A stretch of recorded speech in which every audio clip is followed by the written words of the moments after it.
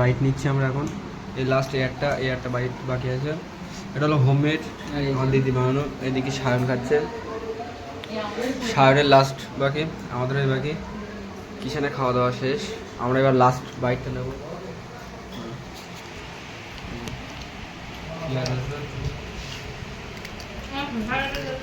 শসাটা নেবো, বাইকটা কিনলাম।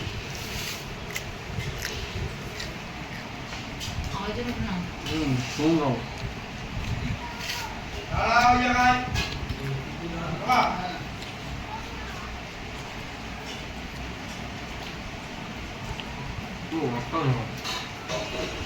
अरे कैमरामैन হুম